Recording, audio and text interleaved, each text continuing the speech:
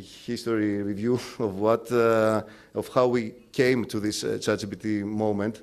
And we can do things that we could not do before. So it's interesting so that we know what we're kind of talking about here and maybe build better solutions by understanding better how these things work. So we're basically talking about machine learning here. It doesn't matter that it's text or that it's LLM or what architecture it is. It's basically machine learning.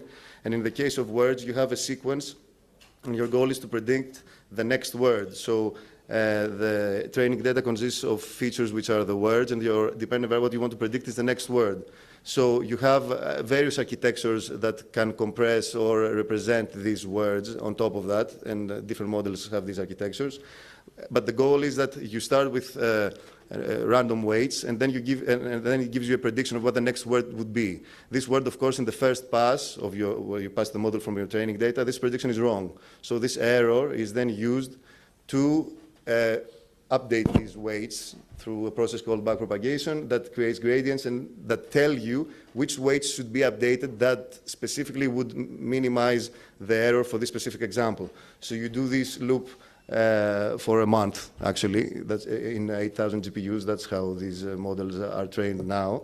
And that way, as you see this mountain, the whole model goes down this hill of loss, of general error between prediction and actual next word, until for every phrase, it actually has no error. So all the gradients of the weights have become zero. So there's no way to improve by updating the weight using the gradient. So early attempts, so language models existed until 2000, from way before, but in prominent examples were recurrent neural networks and LSTM, where you would have a sequence and you would map every, trying to, again, to predict the next word, and you would map every word to a hidden state that then was populated by more information from the coming up words.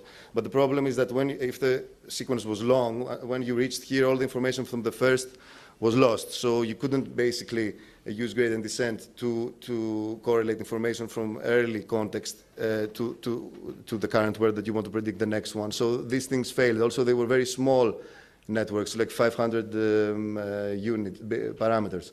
So anyway, LSTM was another attempt like that tried to keep long-term relationships within contexts.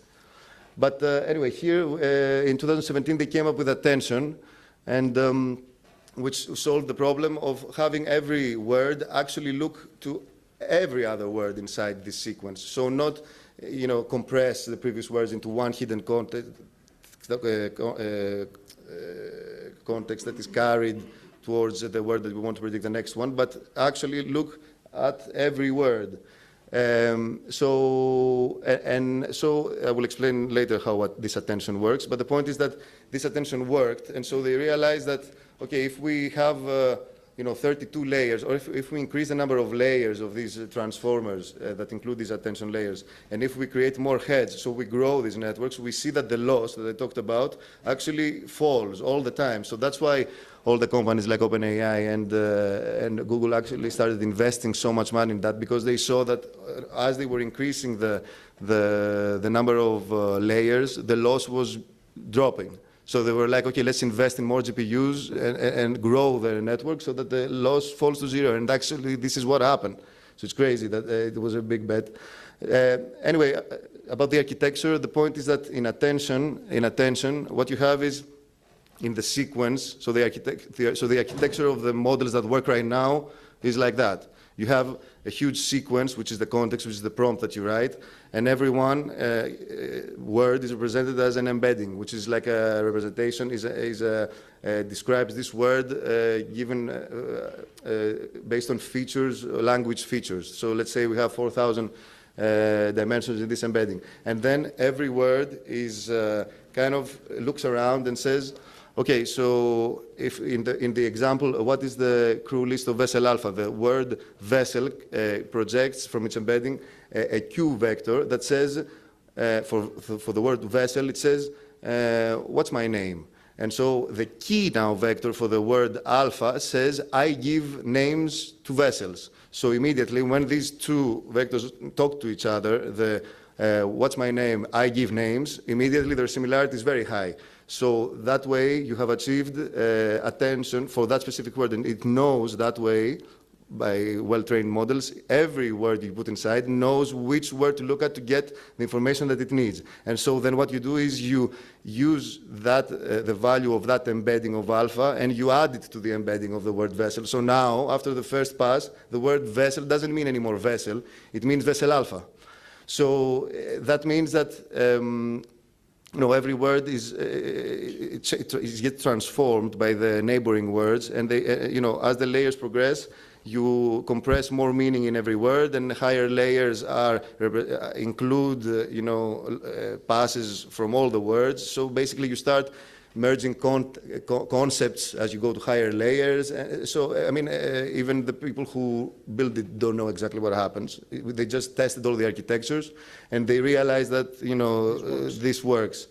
And the point is, again, once you pass all these layers, you have, again, this prediction of one word, take the error and go back to do the backpropagation that I said in the beginning. So it's the same machine learning thing. You take the error and update the weights based on the gradients. So it's the same thing. It's just different architecture of how to find the correlations between the words, and how to also have another layer that adds new information to these words. Anyway, so the point here, why I'm saying all this, is because we need to understand that when we have this prompt or this context that we write, it's a sequence of words. So every word, in order to know how to predict the next word, how to answer your query in the chatbot, it always looks at the context to get transformed. So if the LLM doesn't have information about our use cases for the NAOS data, if we put inside the context the NAOS data, then using this attention that I described, every word will start looking at the NAOS data to change its meaning and get affected, so that its prediction starts answering the NAOS data. So I'm saying that in very detail so that you understand why we're putting and why it works that we put the NAOS data inside the context and use the question to look inside the context to give the answer. So this is what an agent is taking data and putting it inside the context. That's it. And then so when you ask what's the crew list of SL alpha, you get the relevant data, put it in the context, and then the question looks at the context and gives the prediction. So initially we tried our own way of doing this agent, this data select.